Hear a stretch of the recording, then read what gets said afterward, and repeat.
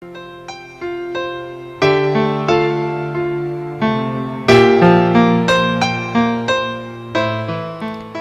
ontmoeting die in cyberspace begon, heeft zijn vruchten afgeworpen en deze reportage tot stand gebracht. Robert Avalon kwam naar Amsterdam om zijn spelers te ontmoeten. Niet op de gewone manier, zoals we dat normaal doen, maar tegenwoordig hebben wij het internet. En daar vinden speciale ontmoetingen plaats. Een portret.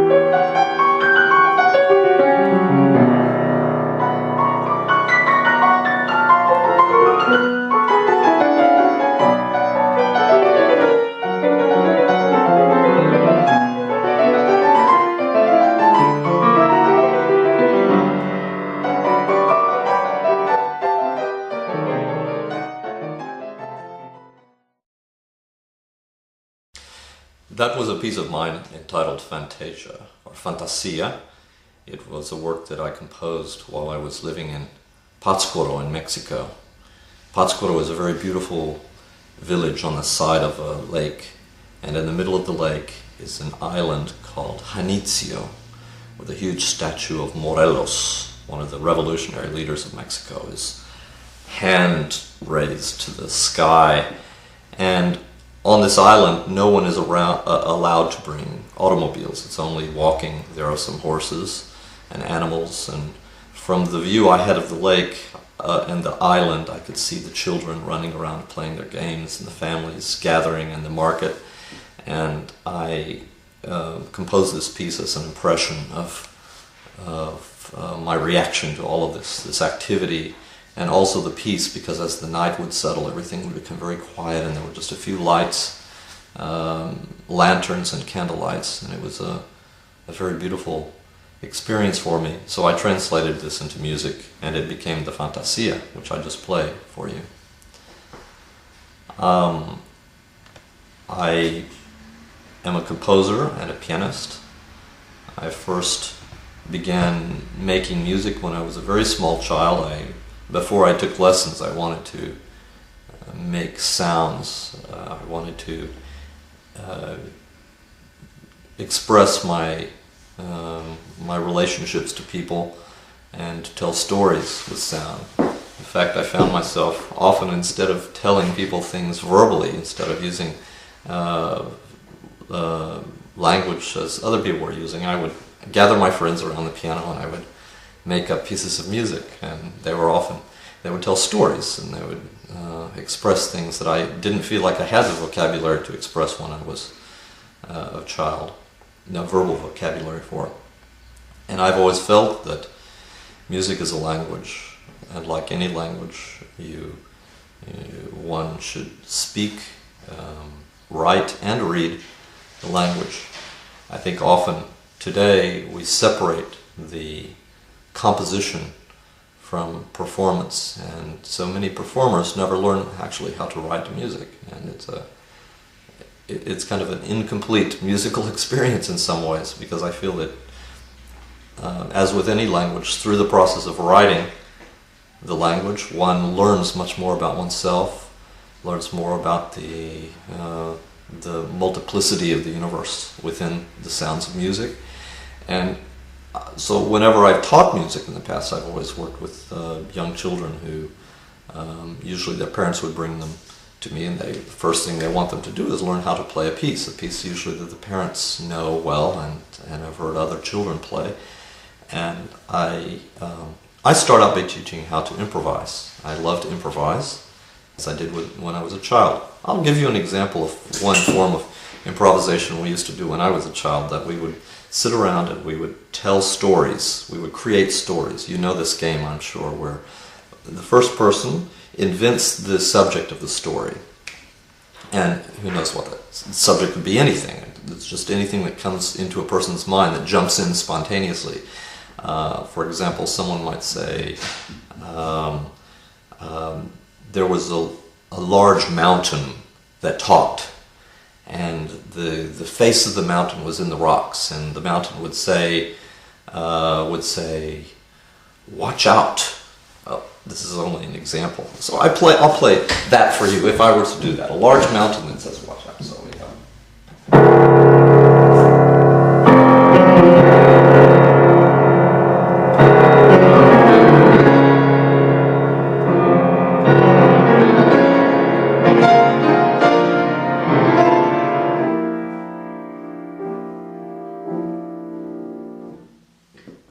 Possibility.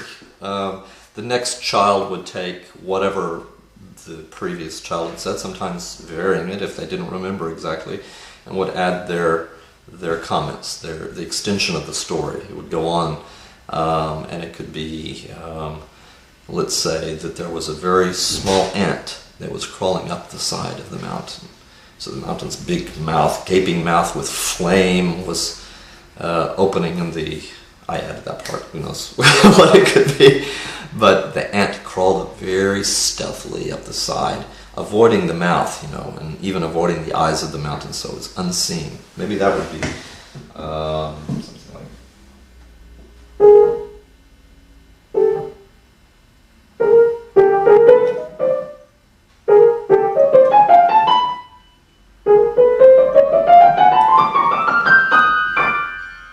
That could be an ant.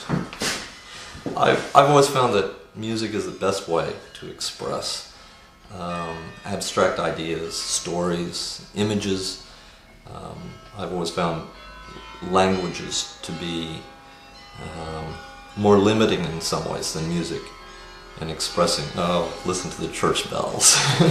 There's music going on right now.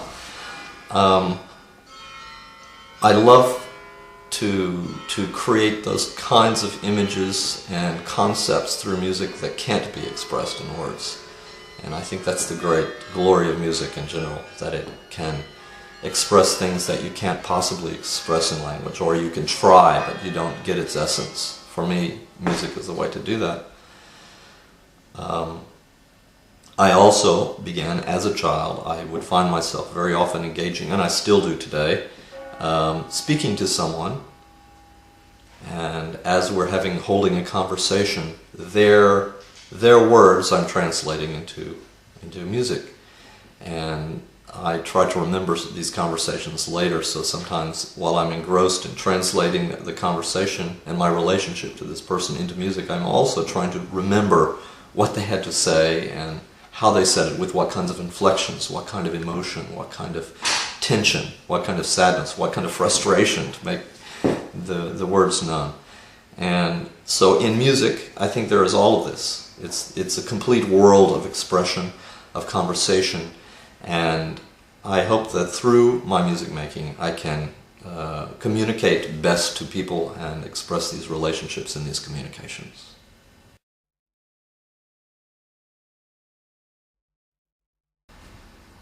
Chamber music initiated in the 16th century, 17th century, when many musicians would gather together, often in households, and all of them composers, or frequently composers themselves, trying out their own compositions. And it probably flowered in the 18th century and early 19th century when Mozart and Haydn and Beethoven were writing their great chamber works. And it was a social occasion. It was something, chamber music was something that people engaged in after a good dinner. It was the way to bring the evening to a climax, to discuss the musically the events of the day in a way rather than verbally, and it continued to be the source of much of the music that we play today in concert halls. There seems to be less chamber music going on in private homes. At that time, these were non-professional musicians. They were people who were lawyers, doctors, editors of newspapers. They would gather together and they would write and play music together, and the intimacy of the music making was something different than what evolved to be the music in the concert hall, which can produce a distance between the audience and the music. I first engaged in chamber music making when I was probably 12, 13 years old. I remember that I played in an orchestra. I was a percussionist, and orchestral players usually must follow the lead of the conductor, and often your part is can be a kind of insignificant subordinate part to the whole texture, or it can be just it's like an individual voice that's not heard. And so what I found is with the chamber music, when we started gathering together, me and my friends, I would play the piano, and I would get a violinist, or I would get a cellist or a flautist, and we would play music together. All of a sudden our own voices were heard, and we engaged in a very dynamic dialogue where we had the freedom to take it in one direction or another. In contrast again to orchestral playing, where there's not quite as much flexibility in terms of time, in terms of dynamic, in terms of individual voices being heard. With chamber music, each voice is very clearly heard. Each person has the soloist's personality, has the sense of being individual and unique and having something to say, and can say it on their own and is heard as a soloist. Something, again, I love games, and something we've done many times is gather a group of people together and have them all converse on various topics, sometimes the same topic, sometimes a different topic, and with a gathering of about 10 people, each speaking differently, but being aware of the conversations of the others around them. A very amazing thing happens. You have the group feeling of all working together, and you kind of find yourselves falling into a rhythm, but then once in a while an individual voice will emerge, and that person is heard very clearly. And after this experience of making a lot of conversation together, I often ask people, tell me exactly what was happening, what were the conversations, what were the subjects, who was saying what. And just like sitting in a restaurant and having a conversation with someone, you might hear a conversation or pick up fragments of a conversation happening at another table, and that may influence the way in which you are expressing yourself to the person who's in front of you. I think chamber music is like this. They're conversations that have different levels and are constantly changing according to what's heard, or who happens to come to the forefront at the moment with their words and their thoughts. What I've been trying to do recently is revive the intimacy of chamber music through home concerts. We find that by performing in a private home, the audience members who normally don't have any contact or very little contact with the musicians are full of questions afterwards. How did you come to study music? How do you practice music? How do you decide what you will play? What does the music do for you? How do you feel while you're playing? These kind of questions aren't possible for an audience to ask someone after a concert in a hall unless they're audacious enough to go ahead and walk backstage and express their congratulations or their sarcasm if they didn't like the performance, and have some engage in a conversation with the artists who are performing. But in chamber music, everyone is accessible.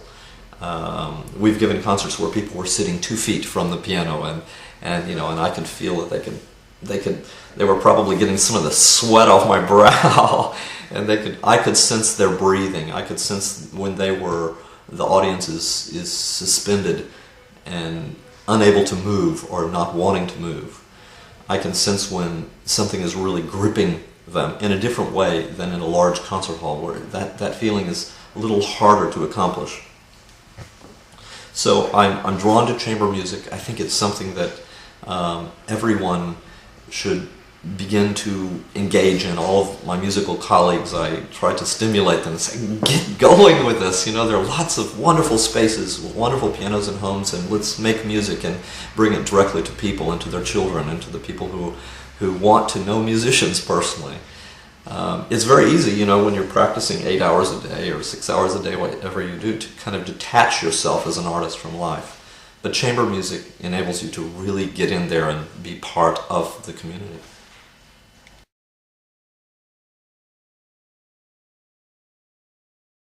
Our ensemble based in Amsterdam, which will be specializing in performing my music.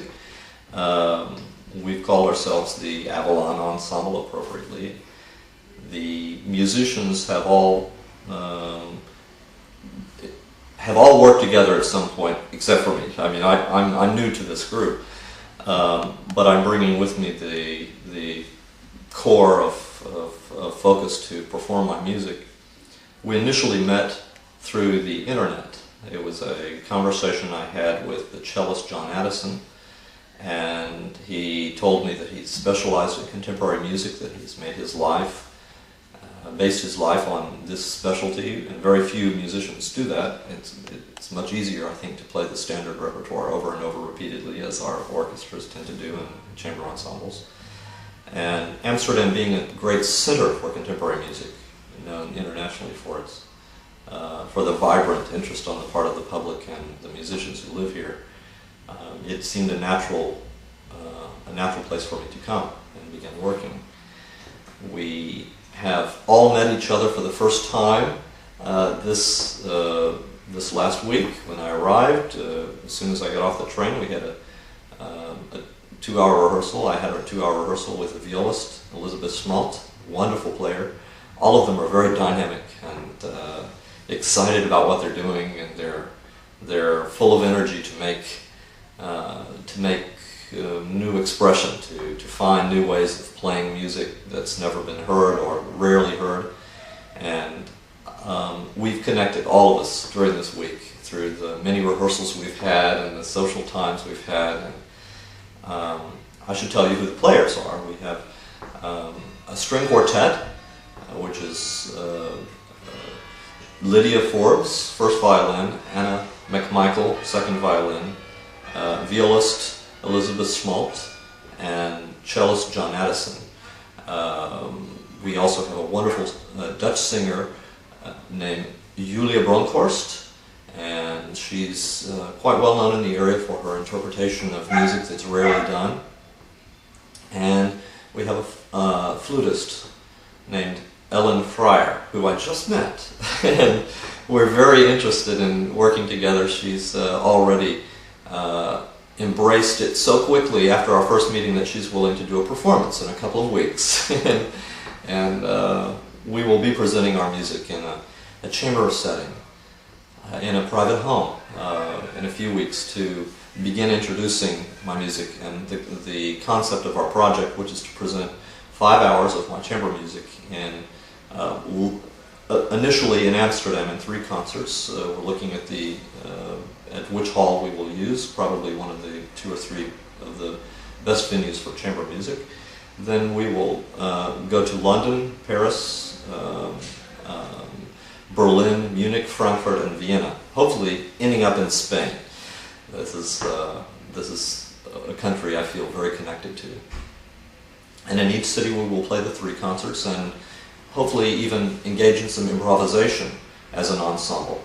So far, all of the members of the ensemble I've spoken to are very active improvisers as well as players of notated music, so this will be fun. I'm hoping that in our improvisations we'll be able to carry on these conversations that I'm talking about that are so spontaneous. I'm going to just give you an idea of how an ensemble might play a conversation. Yeah. Okay.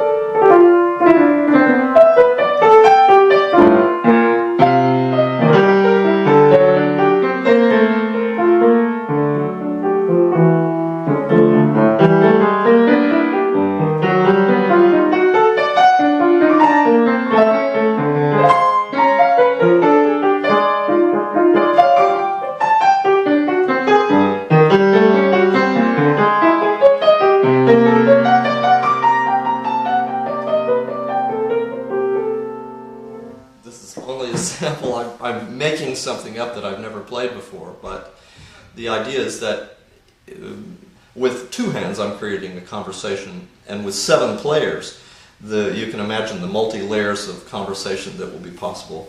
And I'm hoping that to include in our program at least one piece where we will all improvise as an ensemble of 7 players.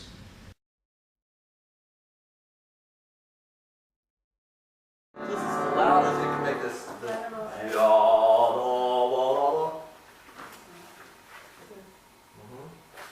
Okay, so we hit the downbeat together. We start this together.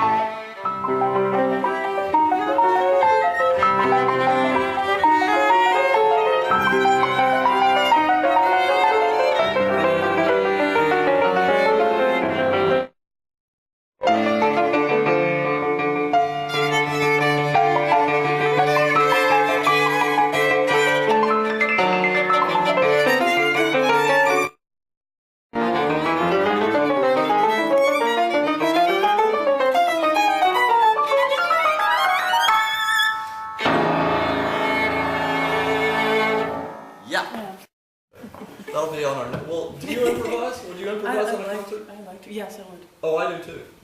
Oh, great. So maybe if we do one of these home concert things, we'll do one piece improvised for Roman, because he likes that too. We're going to improvise a piece for you. Wonderful. At some point. Okay? If Christina records it, we have it for posterity. Oh, that's true. But improvisations is always supposed to be passing. Yeah. Okay. Never to be repeated. Can never be the same. Never captured.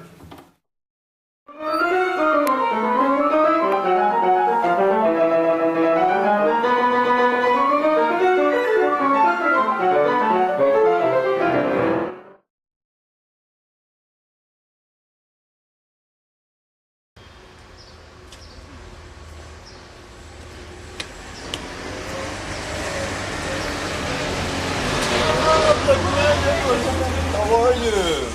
Nice to finally meet you. Include this on a chamber recording that came out in September. And as we were developing the concept for all of these concerts, we thought it would be really, really nice to do some of the works that include flute and voice. Yeah, yeah. And I already have a sextet for string trio and flute and soprano and piano. Sounds lovely. I don't have the score to that with me, You don't? so I'll have to mail that Yeah, to you. yeah. I left it in the apartment in Paris, so as I did a number of things like tickets to the Concertgebouw and other things. No!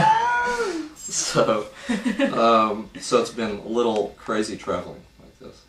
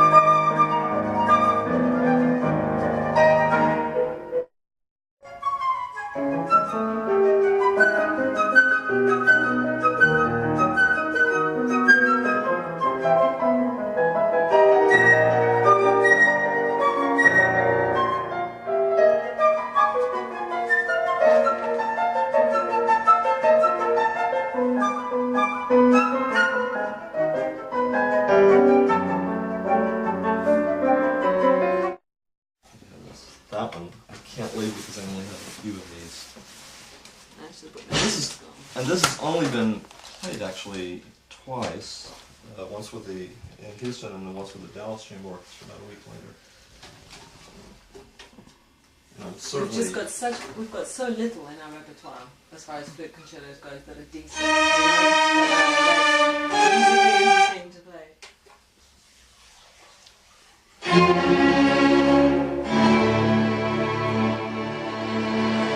I reckon. Do you? Yeah, I've worked with him in Portugal.